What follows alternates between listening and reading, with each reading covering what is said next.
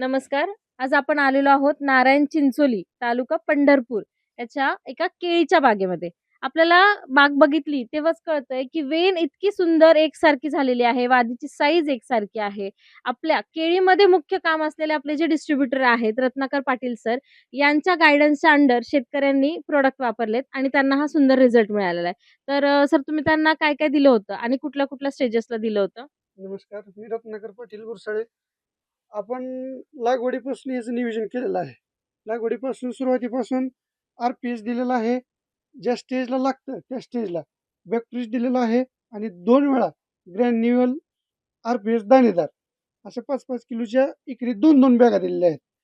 तर मित्रांनो, सगळी बाग एकसारखी वेन, वादी, हाईट आणि बुंदा हे काय लपवून ठेवण्यासारखं काय नाही, म्हणजे समोरच आहे. तुम्हाला कसं वाटतंय सर? कसं वाटतं तुम्हाला हे जे तुम्ही आजूबाजूच्या पण बागा बघितल्यात. तर ह्या बागेमध्ये आणि आजूबाजूच्या बागांमध्ये काय फरक वाटतो नाही, तुम्हाला? फरक वाटते की आपल्याला ह्या बाबत आपल्या त्याच घेतल्या औषधानं आपला फायदा झाला. रिझल्ट दिसायला आपल्या बागेला. एक नंबर सुंदर दिसलेला आहे. आपल्या काही नाही अडचण. अशी गावात बाग आहे का तुमच्या? नाही, नाही कुठेच नाही आपल्या गावात. जवळपास नाही बाग.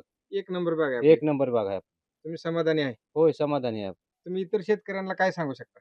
चांगलं आहे रिझल्ट बागेचं हे. तर बाकीचं मगाशी तुम्ही जे आम्हाला तर सांगितलं अनुभव आलाय ना. बरोबर. हां. तुम्ही मगाशी सांगितलं 15 जूनची लागवड आहे. म्हणजे ह्या केळीला पाऊस एक्सेस झालेला आहे. ह्या केळीला थंडी झाली आणि आता उन्हाचा तडाखा.